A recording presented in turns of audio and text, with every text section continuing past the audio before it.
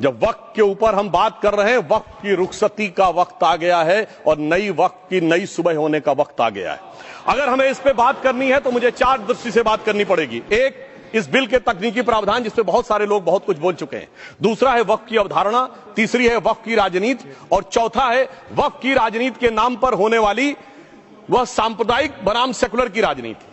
सबसे पहले हमारे नेता सदन माननीय नड्डा जी ने बताया कि किस विस्तार के साथ इस वक्फ कमेटी ने काम किया, किस शिद्दत के साथ हमारी सरकार ने काम किया। और चाहे वक्फ कमेटी के जेपीसी के चेयरमैन हमारे उस सदन के सदस्य जगदम्बिका पाल जी रहे हो, हमारे मंत्री जी रहे हो, सबने जिस शिद्दत से काम किया है, तो उनके लिए मैं माननीय प्रधानमंत्री जी अपनी सरकार की तरफ से कहना चाहता हूं कि उन्होंने एक इबादत के भाव से काम किया है। तो मैं कहना चाहता हूं, इबादतों की तरह मैं ये काम करता हूं, अपने फर्ज को झुककर सलाम करता हूं, फिर भी आप खिलाफत कर रहे हैं। तो तेरी मुखालफत से निखरती है शख्सियत मेरी, मैं सियासी दुश्मनों का भी बहुत एहतराम करता हूं। तो इस एहतराम के साथ मैं अब आगे का बयान शुरू करता हूं और मैं ये बताना चाहता हूं कि एक बड़ी सिंपल सी बात है, जो अभी माननीय नड्डा जी ने भी कहा। दुनिया के तमाम मुस्लिम देश बता दिए, इस्लाम की धर्म स्थली सऊदी अरब, सबसे बड़ा मुस्लिम देश इंडोनेशिया, जहां खलीफत रही वहां टर्की, और यहां आईएसआईएस का इलाका, वहां इराक और सीरिया, वहां कहीं भी कुछ भी नहीं है ऐसा, फिर भी हमारे यहां क्यों है कैसा। तो मैं कहना चाहूंगा सभापति महोदय, एक हिंदी में कहावत होती है, नया मुल्ला प्याज ज्यादा खाता है, परंतु यहां तो जो गैर मुल्ला प्याज बहुत खा रहा था, और इतना खा रहा था कि आंसू निकल रहे थे गरीब मुसलमान के भी और देश के भी।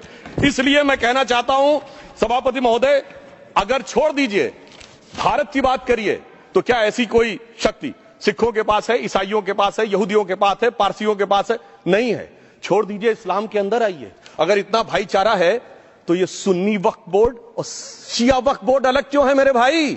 जमीन पे एक दूसरे पे एतबार नहीं है, सिर्फ सियासत के लिए साथ में आने की बात है। ये भी जरा सोचने की बात है। और जो अकलियतों में भी अकलियत है, आगा खानी है, बाकी है, जो बोहरा है, उनकी तो कोई गिनती नहीं है। हमारी सरकार ने पहली बार मुस्लिम समाज के अंदर भी ईमानदारी से सबको समान प्रतिनिधित्व देते हुए एक नई सुबह के नए वक्फ का आगाज किया है। इसके लिए मैं सरकार को बधाई देना चाहता हूं। और सिर्फ ऐसा ही नहीं है, मुस्लिम समाज के अनेक लोग इस प्रकार के नियमों से बहुत प्रभावित हुए और बहुत प्रताड़ित हुए, जिसके अनेक उदाहरण बहुत लोगों ने बताए होंगे। मोहम्मडन एजुकेशन सोसाइटी कोल्हापुर का केस है, ईदगाह मैदान हुबली का केस है, जिसको सुप्रीम कोर्ट ने साफ साफ उसको हुबली धारवाड़ म्युनिसिपल कॉर्पोरेशन को वापस कर दिया। अनीसा अयाशा वर्सेस तमिलनाडु वक्फ बोर्ड का केस है, तेलंगाना स्टेट वर्सेस मोहम्मद मुजफ्फर का केस है, हिमाचल प्रदेश वक्फ बोर्ड वर्सेस ख्वाजा खलीलुल्लाह का केस है। और सभापति महोदय, ताजमहल पर भी दावा कर दिया गया। अब तो मैं पूछना चाहता हूं, सुप्रीम कोर्ट ने अपने जजमेंट में कहा कि भाई शाहजहां के जमाने का लिखा फरमान लेके आइए, तब हम मानेंगे कि इस पे कोई दावा है या नहीं।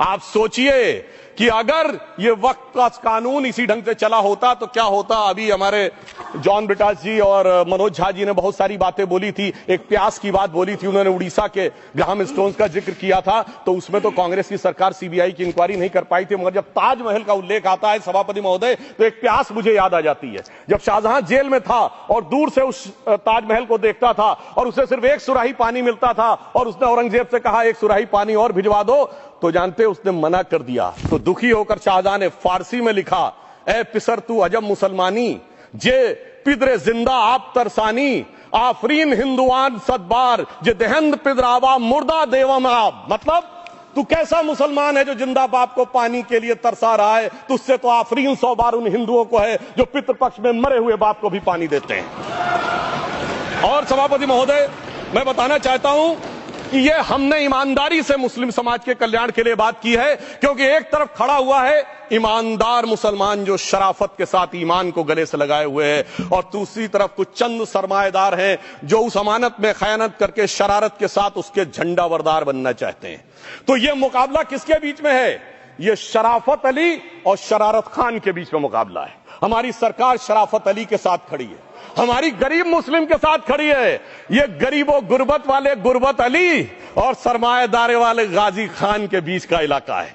मगर मैं कहना चाहता हूं महोदय, एक बात मैं बहुत स्पष्ट रूप से कहना चाहूंगा, इन जरूरतमंद मुसलमानों की लड़ाई के लिए मैं कह सकता हूं कि ये गरीब मुसलमानों के दिल की कसक और कट्टरपंथी वोट के ठेकेदारों के मन की ठसक के बीच में हमारी सरकार ने उस कसक का साथ दिया है, जिसके लिए मैं मानता हूं गरीब और पसमानदा मुसलमान निश्चित रूप से उनका आभारी होगा। हां, मगर जब इसकी बात आती तो भी माननीय खड़गे जी भी बोल रहे थे, माननीय संजय सिंह जी भी बोल रहे थे, मनोज झा जी भी बोल रहे थे कि साहब आपके यहां वो कितने पुजारी हैं और कितने किस वर्ग के पुजारी हैं। तो मैं उनको बताना चाहता हूं, केवल अकेले जूना अखाड़े ने पिछले साल 71 SC ST लोगों को महामंडलेश्वर बनाया है। अरे आपको हमारे सदन में बैठे हुए बाल योगी उमेश नाथ जी नहीं दिखते? वैसे तो कहा जाता है जात ना पूछो साधु की, मगर मैं बताना चाहता हूं विश्व हिंदू परिषद के 50,000 से अधिक पुजारी ट्राइबल्स में जो शेड्यूल कास्ट है जो काम कर रहे हैं। मगर मैं हद अदब से पूछना चाहता हूं, बताइए मुल्ला, मौलवी, मुफ्ती, मुकर्रम, बारी, हाफिज में से कितने पसमंदा हैं? उसमें कितने जुलाहा, अंसारी, घोसी, बताइए मिरासी कितने हैं? बाकी छोड़िए, पर्सनल बोर्ड में है क्या? अरे वक्फ बोर्ड में है क्या? इसीलिए मैं कहता हूं खुद मियां फजीहत दूसरों को नसीहत। अगर ईमानदारी से बात करनी है तो उस पर आगे। मगर मैं एक बात और कहना चाहूंगा कि हमारी जो सरकार ने नाम दिया है, इसको उम्मीद नाम दिया है, और यह उम्मीद है किसके लिए? उस ईमानदार मुसलमान के लिए और देश के हर खास व आम के लिए यह उम्मीद है। मगर सभापति महोदय, कुछ लोग वो हैं जो उम्मा का ख्वाब पाले हुए थे।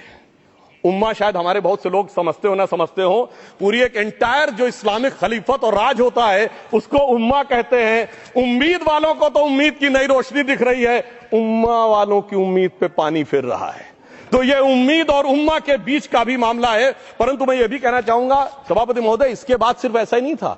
प्रॉपर्टीज के ऊपर, तमाम सरकारी प्रॉपर्टीज पे, जिसमें बहुत डिटेल में हमारे साथी लोग गए, मैं डिटेल में नहीं जाना चाहता। भोपाल का विषय है, हैदराबाद का विषय है, मुंबई का है, लखनऊ का है, पटना का है, बहुत प्रकार से है। माननीय लालू प्रसाद यादव जी का विषय जब बताया गया था तो बहुत ज्यादा हमारे मनोज झा जी बोल रहे थे, तो अब मैं उसके डिटेल में नहीं जाना चाहता हूं। सबने वो वीडियो देखा है। बस एक लाइन में उनके लिए कहना चाहूंगा, वो कुछ भी बोल रहे हैं, जिसे कहते हैं बिगड़ी बात बने नहीं, लाख करो किनकोए, रहीमन बिगड़े दूध को मथे न माखन होए। अब जो बोलना था वो बोल चुके, सबके सामने वो आ चुका। अब एक बात और है, दूसरे धर्म स्थलों के बारे में विषय आता है, तो मैं याद दिलाना चाहता हूं, केरला के कैथोलिक चर्च ने 31 मार्च 2025 को जो लिखा, सिर्फ उसकी लास्ट की 2 लाइन बोलना चाहता हूं। We request the central government to get the amendment bill passed as early as possible so that the tears of thousands of suffering people in the place like Munambam can be wiped out only by a legal amendment that can provide a permanent solution to their suffering. We urge all the MPs from opposition party to support the bill so that the historic legislation can become unanimous. मगर सभापति महोदय, ये अल्पसंख्यकों की बात करने वाले जब अल्पसंख्यक की बात आती तराजू पे तौलते हैं, किसका वेट ज्यादा है, किसकी धमक ज्यादा है, किसकी खनक ज्यादा है, फिर तय करते हैं कि माइनॉरिटी के साथ आना है, किस माइनॉरिटी के साथ नहीं आना है। और मैं एक और बात कहना चाहता हूं, तमिलनाडु के तिरुचेरी मंदिर की बात आई, यमुनानगर में गुरुद्वारे की बात आई, केरल में क्रिश्चियन कम्युनिटी की जमीन की बात आई। बहुत सारे लोग प्लेसेस ऑफ वर्शिप के एक्ट की बात करते हैं, तो as per places of worship act Tamil Nadu का मंदिर का तो स्टेटस नहीं चेंज हो सकता भाई। 15 अगस्त 47 के बाद किसी प्लेस ऑफ वर्शिप का स्टेटस नहीं चेंज हो सकता, तो वक्फ बोर्ड को क्लेम फॉरफिट कर देना चाहिए, because it is in contrast to the places of worship act. परंतु अब सुनिए, यही गुरुद्वारे के बारे में भी होना चाहिए। मगर सभापति महोदय, चाहे वक्फ बोर्ड का एक्ट हो, चाहे प्लेसेस ऑफ वर्शिप एक्ट हो, एक ही को फायदा होना है, जिसे कहावत में कहते हैं खरबूजा छुरी पर गिरे या छुरी खरबूजे पे गिरे, आखिर में कटना भगवे रंग के खरबूजे को ही होता है। अब मैं यह भी बताना चाहता हूं कि इन संपत्तियों के द्वारा जो कुछ हुआ, उन्होंने इतनी चीजों को लिया है, इतनी चीजों को लिया है। एक पुराना उर्दू का शेर है कि मिटे नामियों के निशान कैसे कैसे, और ये जमीन खा गई आसमां कैसे कैसे। इस जमीन ने कैसे कैसे लोगों को अपने में समा लिया, इसकी तमाम तारीख गवाह है। अगर मैं इसमें बहुत डिटेल में जाऊंगा तो सदन का बहुत सारा वक्त जाएगा, परंतु मैं एक बात यह कहना चाहता हूं कि जब इतना ज्यादा आगे बढ़ गया तो फिर कोर्ट ने आगे इंटरवेंशन करना शुरू किया। मैं डिटेल में नहीं जाना चाहता हूं। अभी कार्तिकेय शर्मा जी ने, बहुतों ने बोला सैयद फसल का case versus union of government, Allahabad high court के केस को कहा, मगर Bashir versus state of West Bengal case में उन्होंने बहुत क्लियर कट कहा है कि waqf is not a religious denomination in accordance with Article 26 of the Constitution, so the matter relating to the restricting the economic, financial, political and other sectoral activities that may be associated with religious practice under Article 25(2)(a) of the Constitution can be regulated by the state. तो मुझे लगता है अब इसके बाद कोई किंतु परंतु का स्कोप नहीं रह जाना चाहिए। परंतु उसके बाद भी सभापति महोदय, जो कानून को न माने, जो कहे संविधान को नहीं मानेंगे और जो ये कहे कि साहब अदालत के आदेश को भी नहीं मानेंगे, तो फिर इसका मतलब उसके मन में तो एक ऐसी बादशाही आ गई है। इसके लिए मुझे सभापति महोदय वो पुरानी वाली फिल्म अगर लोगों को याद हो तो मुगले आजम का वो सीन याद आता है कि जब अकबर ने अनारकली को कैद कर लिया तो सलीम कहता है जब्त मैं करूं जिसकी की जमीन वीरान हो गई है, जब्त वो न करे जिनके सिर्फ शौ के बाद चाहत को ठेस पहुंची है। ये जिल्ले इलाही की बादशाही नहीं बल्कि खुदाई है। मैं कहना चाहता हूं जो संविधान को न माने, कानून का न माने, इसका मतलब वो अपनी खुदाई में जी रहा है। तो ये वो लोग हैं। और वैसे मैं सभापति महोदय, खुदाई से आजकल बहुत से लोगों को डर लगता है, क्योंकि जहां जहां खुदा है वहां वहां भगवान है, जहां जहां खुदा है वहां वहां भगवान है। बाकी आप सब बहुत बुद्धिमान हैं।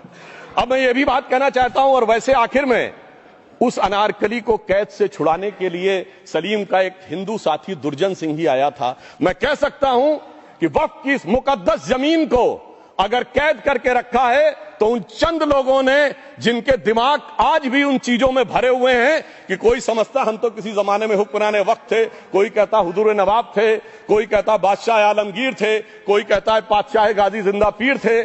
तो नदीमुल हक साहब ने जो बोला था ना, किसी के बाप का हिंदुस्तान थोड़ी है, बिल्कुल मैं कहना चाहता हूं जिन्होंने इस देश के लिए खून बहाया उनके बाप का हिंदुस्तान है, उस गरीब मुस्लिम कारीगर के बाप का हिंदुस्तान है। पर जो ये कहते हैं कि आगरे का लाल किला किसके बाप ने बनवाया, आगरे का किला किसके बाप ने बनवाया, दिल्ली का किला किसके बाप ने बनवाया, हैदराबाद का चार मीनार किसके बाप ने बनवाया, उसके बाप का यह हिंदुस्तान नहीं है।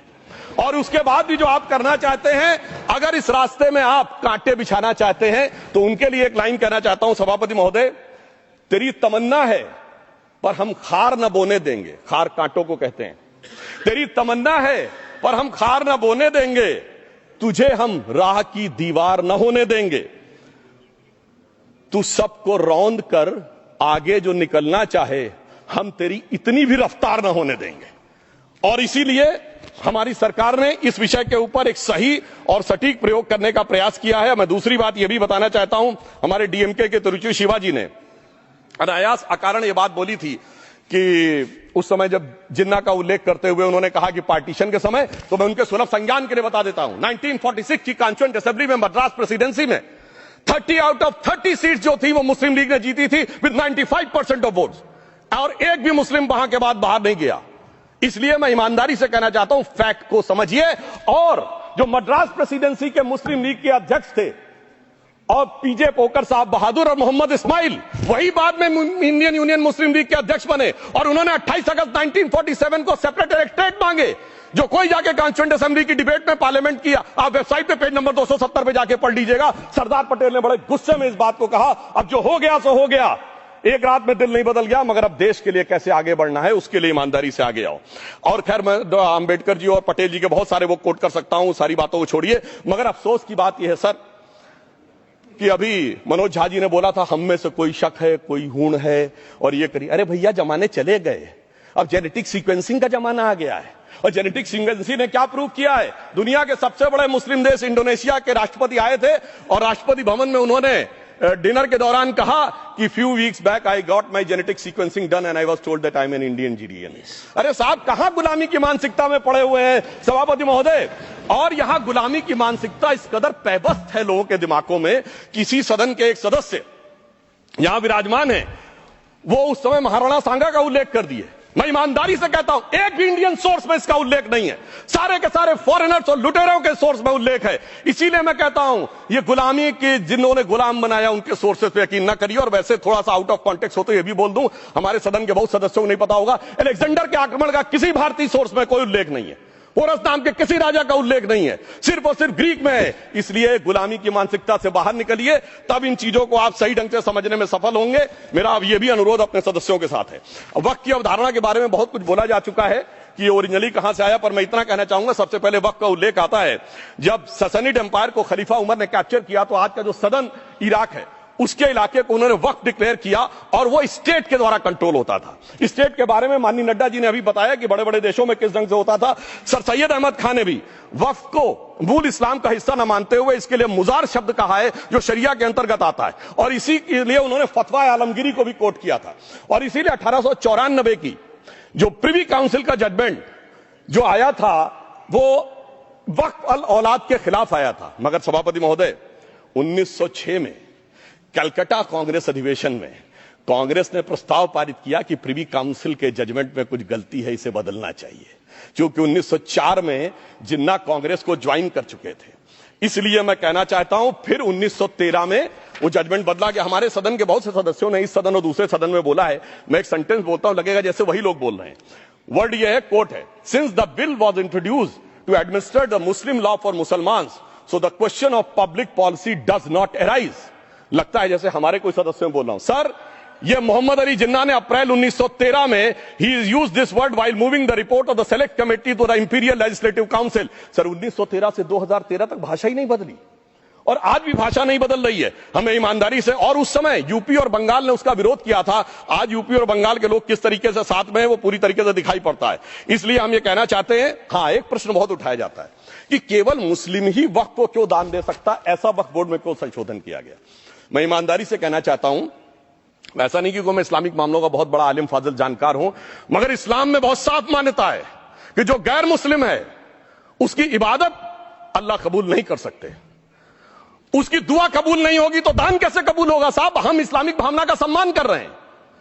हमारे अल्पसंख्यक मंत्री गए थे तो वो मदीना में एक डेफिनेट लेवल तक जा सकते, उसके आगे नहीं जा सकते। अगर इबादत की इजाजत नहीं है तो साहब जायदाद की इजाजत कैसे हो सकती है। मुस्लिम भावना का सम्मान है, और अगर है तो कोई मुल्ला मौलवी मुफ्ती मुकर्रम बारी आज आके बता दे कि कबूल हो सकती है दुआ, तो हम दान भी कबूल करने के लिए तैयार हैं। और तो और छोड़िए साहब, जब आप कहते हैं कि हर चीज हलाल होनी चाहिए, तो साहब हलाल करने की प्रक्रिया नहीं, हलाल करने वाला भी मुस्लिम होना चाहिए, तब वो हलाल होता था। तो मैं पूछना चाहता हूं साहब, काटने के लिए तो हलाल होने के लिए मुस्लिम जरूरी है और बांटने के लिए बगैर मुस्लिम के भी हलाल होगा, ऐसा तो नहीं हो सकता। तो जो हमारी सरकार ने किया है वो मुस्लिम भावना के सम्मान के लिए किया है। और जहां तक मैं कहना चाहूंगा, हिंदू समाज के बारे में बात करते हैं, हमारे यहां कोई प्रॉब्लम नहीं है। हमारे यहां कोई ऐसा नहीं कि हज पे कोई गैर मुस्लिम नहीं जा सकता। हमारे देखिए कुंभ में 50 लाख विदेशी आए थे और किसी से नहीं कहा या कन्वर्ट हो जाओ। इसलिए मैं कहना चाहता हूं, हिंदुइज्म की धारणा और बाकी धारणा का जो तुलना करने का प्रयास करते हैं वो बहुत उचित नहीं है। मगर सभापति महोदय, इस वक्त में कई अद्भुत नजारे दिखाए।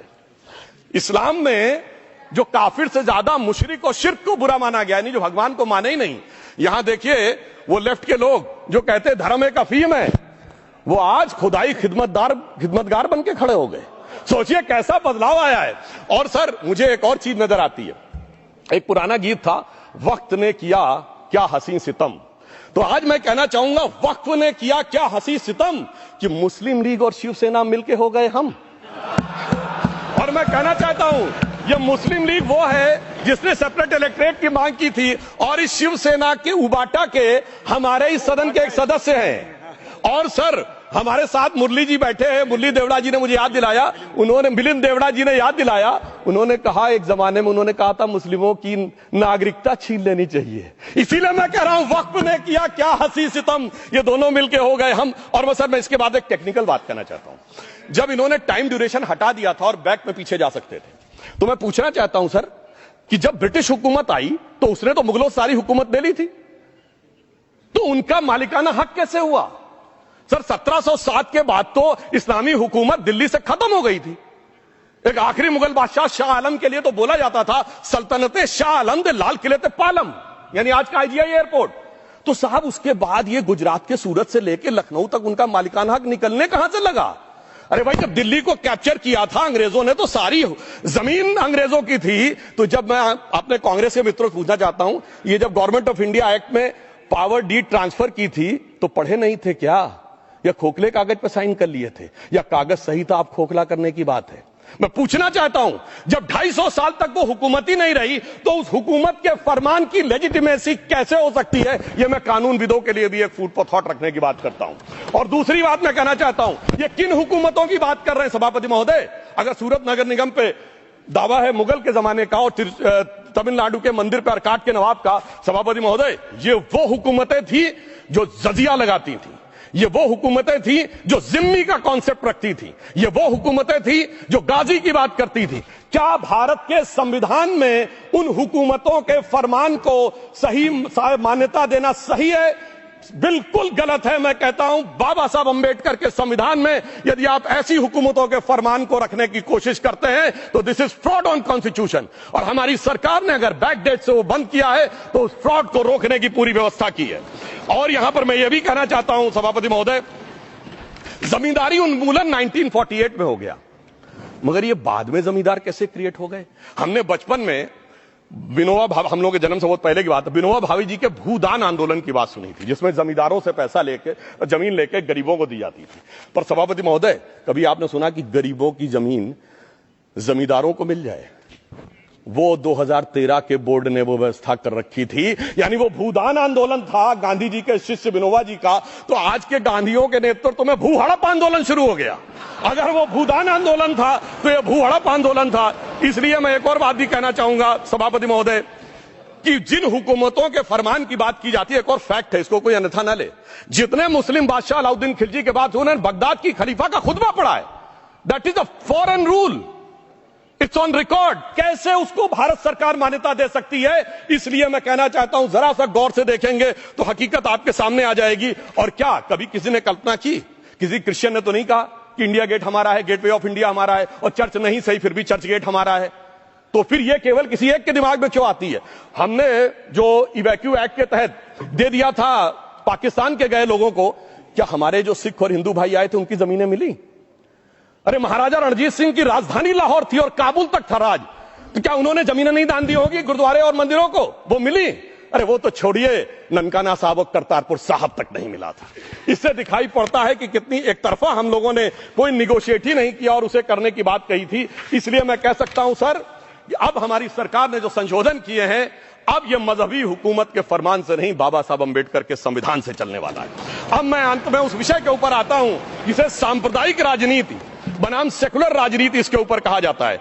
सभापति महोदय, मैं बताना चाहता हूं कि जब आजादी मिली उसके बाद क्या किसी ने डिमांड किया था कि हमें वक्फ बोर्ड चाहिए? नहीं किया था। फिर क्यों 54 में दिया गया? किसी मुस्लिम ने डिमांड किया क्या कि मदरसे चाहिए? फिर क्यों दिया गया?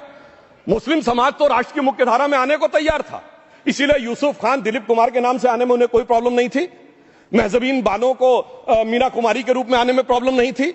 मुमताज बेगम को मधुबाला बन के आने में प्रॉब्लम नहीं थी। हामिद अली को अजीत के रूप में आने प्रॉब्लम नहीं थी। मगर और मैं यह भी बताना चाहता हूं, मुस्लिम समाज में बहुत बड़ा तबका उस समय इस बात को सोच रहा था, और अभी कपिल सिब्बल साहब बोले ये उस चीज के वकील नहीं, इन्हें पता होना चाहिए, पता होगा कि सुन्नी सेंट्रल वक्फ बोर्ड राम मंदिर में 1961 में मुद्दई बना है।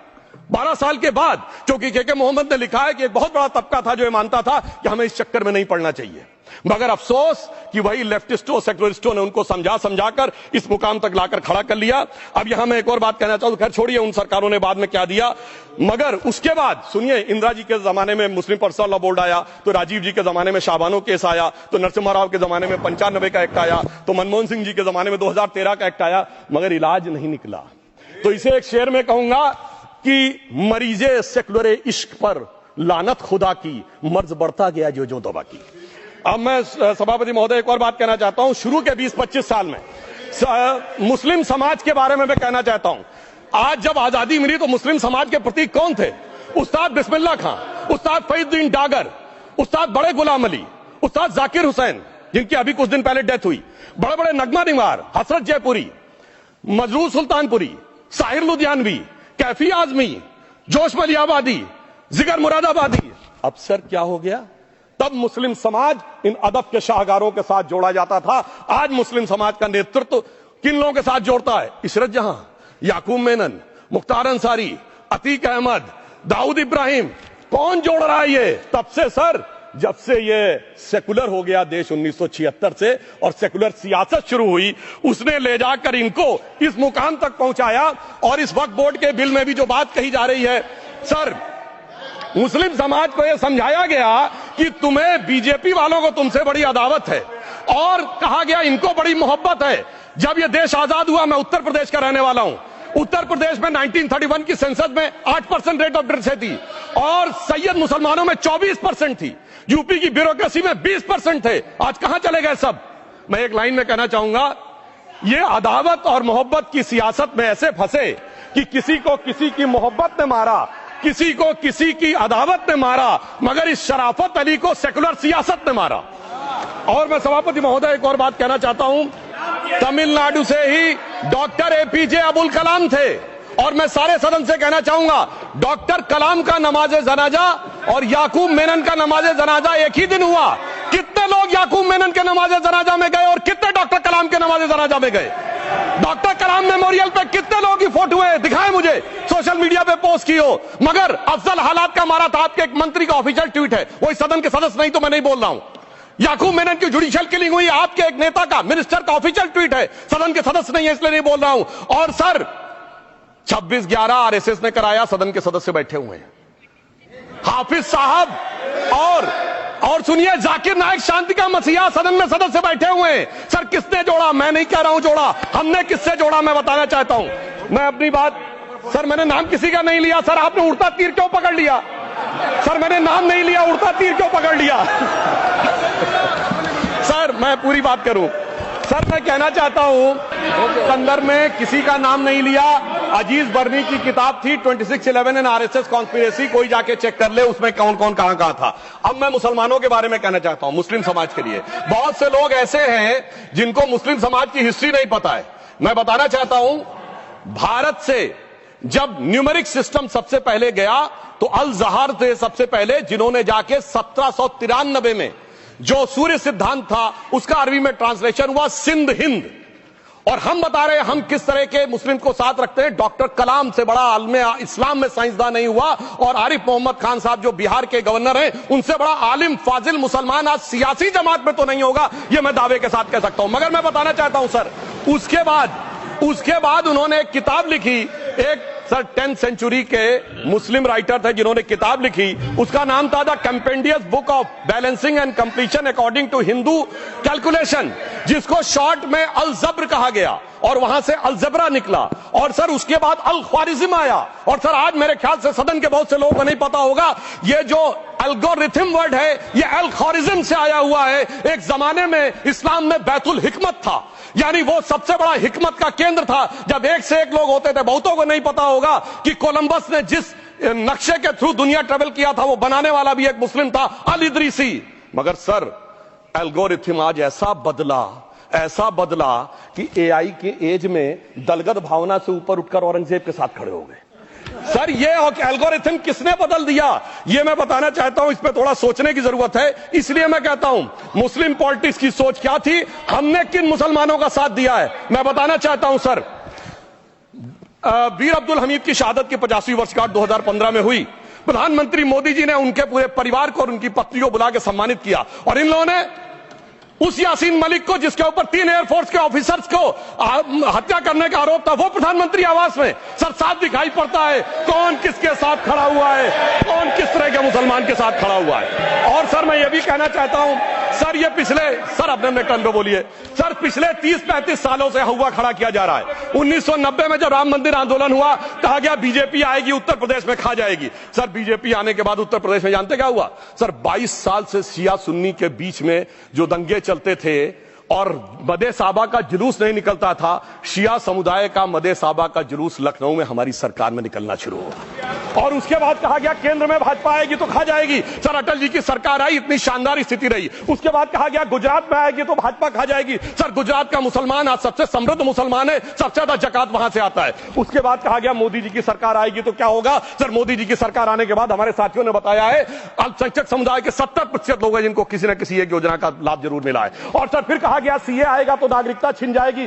सर उसके बाद भी आपने सब देखा, और सर हम बचपन में सुनते थे कि राम मंदिर बनने लगेगा तो मिडिल ईस्ट की देश पेट्रोल देना बंद कर देंगे। सर राम मंदिर भी बन रहा है और भारत मिडिल ईस्ट कॉरिडोर भी बन रहा है और अबू धाबी में भी मंदिर बन रहा है और 4 मुस्लिम देशों ने सर्वोच्च नागरिक सम्मान मोदी जी को दिया हुआ है। इसलिए मैं कहना चाहता हूं सर, मर्ज हो तो उसका इलाज किया जा सकता है। जैसे हमारे यहां वैद धन्वंतर माने गए हैं, इस्लामी अकीदे में वैद हकीम लुकमान माने गए, तो कहा गया है उनके लिए कि इसमें क्या रखा है, देखे है जो तू आन के पास, बदगुमा वहम की दारू नहीं लुकमान के पास। यानी मर्ज का इलाज है पर वहम का इलाज तो हकीम लुकमान भी नहीं कर सकते जो आपने पाल कर रखा है। मैं कहना चाहता हूं हम किन मुसलमानों की बात करते हैं। आप गंगा जमुनी तहजीब की बात करते हैं। सर दारा शिकोह औरंगजेब का बड़ा भाई था, उसने उपनिषदों का अध्ययन किया, संस्कृत में अनुवाद कराया और नाम रखा सिर्रा अकबर, यानी वर्ड्स ऑफ गॉड। मैंने किसी को दारा शिकोह की जयंती मनाते हुए नहीं देखा। मैं पूछना चाहता हूं, बेगम बीबी ताज, उनके घर पे जाते किसी ने सुना? सर ये बताइए, आलम शेख, इतने बड़े कृष्ण भक्त के कवि, किसी ने सुना उनके घर पे जाते हुए? मलिक मोहम्मद जायसी, जिन्होंने पद्मावत लिखा, उत्तर प्रदेश के रहने वाले, उनके घर पे कोई गया? ये बताइए, ब्रिगेडियर मोहम्मद उस्मान के घर पे कौन गया? आजमगढ़ में, गाजीपुर के रहने वाले थे, आज तक जाने वालों में नहीं दिखे। और मैं सर बताना चाहता हूं एक और बात, सर एक सैयद इब्राहिम रसखान हुए हैं, बहुत बड़े कृष्ण भक्त के कवि, सर जिन्होंने क्या लिखा, उन्होंने कहा मेरा अगला जन्म हो तो भी मैं कृष्ण भक्ति बनना चाहूंगा, मनुष्य बनूं तो ग्वाल बाले के रूप में और पशु बनूं तो गाय के रूप में। उन्होंने कहा मानुष हो तो वही रसखान, बसों ब्रज गोकुल गांव के ग्वारन, जो पशु हो तो कहा बस मेरो चरो नित नंद की धेनु मजारन। सर उन्होंने कहा गायों के बीच में नंद बाबा की गायों में जन्म लेना चाहूंगा। मगर सर आज एक ऐसे नेता आए हैं इस देश में जिनको गायों से बदबू आने लगी है, तो उनके लिए मुझे मेरे मन में भाव आता है सर कि श्री रामचंद्र कह गए सिया से, ऐसा कलयुग आएगा, गोपालक श्री यदुवर कुल में एक ऐसा नेता आएगा जिसे बकरे कटने में खुशबू मिलेगी, गौ माता में बदबू पाएगा। रामचंद्र कह गए सिया से, कैसा कलयुग आएगा। अब सर मैं एक और बात भी कहना चाहता हूं, हम किनको मानते हैं? सर नजीर अकबराबादी को सुनिए, कृष्ण भक्त के लिए क्या कहा। सर मैं एक बोलना चाहता हूं, बुल्ले शाह ने क्या कहा? बुल्ले शाह ने कहा, अभी होली गुजरी है, उसने कहा था आज होली खेलूंगी मैं, कर बिस्मिल्लाह। उन्होंने आगे कहा अलस्तु भी रबिकुम, प्रीतम बोले, सब सखियों ने घूंघट खोले, नाम नबी की रतन चढ़ी, सुनिएगा, नाम नबी की रतन चढ़ी और बूंद पड़ी अल्लाह अल्लाह, आज होली खेलूंगी मैं, कर बिस्मिल्लाह। तो मैं भी कहता हूं अब बिस्मिल्लाह करिए और उसके बाद हमारे इस सहयोग करिए, इस सकारात्मक उसका, वरना अल्हम्दुलिल्लाह जो हम मुसलमानों के लिए और देश के लिए करना चाहते हैं उसमें हमें सफलता जरूर मिलेगी। अंत में मैं सिर्फ यह कहना चाहता हूं सर, तमाम प्रकार की बातें यहां पर हुई, सकारात्मक और नकारात्मक, मगर अफसोस की बात यह है कि 1913 के वक्फ वाल औलाद से लेके 2013 के वक्फ वाल औलाद तक इनकी फितरत नहीं बढ़ती, क्योंकि सर ये तो पार्टियां ही अल औलाद है, तो इनको तो उससे बहुत ज्यादा वो होगी। पर मैं सिर्फ अंत में कहना चाहता हूं सर, अपनी सोच बदलिए। आप जिस कश्ती पे सवार होकर इस दरिया को पार करने की कोशिश कर रहे हैं, पिछले 75 साल में नहीं कर पा रहे हैं, 10-12 साल में बहुत हिचकोले खा रहे हैं, तो कश्ती और रास्ता बदलिए। तो इनके लिए अंत में एक पंक्ति कहते हुए बात समाप्त करना चाहूंगा कि इन्होंने कश्ती भी नहीं बदली, दरिया भी नहीं बदला, पर इन डूबने वालों का जज्बा भी नहीं बदला, पर है शौक के सफर ऐसा, एक उम्र हुई हमने, मंजिल भी नहीं पाई, रास्ता भी नहीं बदला। अब अगर नई मंजिल पानी है, नई मंजिल की नई सुबह देखनी है, तो मैं कहना चाहता हूं आइए सबको साथ लेकर चलिए। और एक ऐसा वक्त आया है जब मैं जो हमारे किरण रिजिजू जी ने कहा था कि मैंने एक शम्मा जलाई हवाओं के खिलाफ, तो मैं प्रधानमंत्री मोदी जी की तरफ से कहता हूं कि हमें इल्जाम मत दीजिए, बहुत अफसोस होता है, हमें इल्जाम मत दीजिए, बहुत अफसोस होता है। बड़ी तरकीब से कश्ती यहां तक लेके आए हैं और बदल देते हैं हम दरिया की लहरें अपनी हिम्मत से, आंधियों में भी अक्सर चिराग हमने जलाए हैं। धन्यवाद।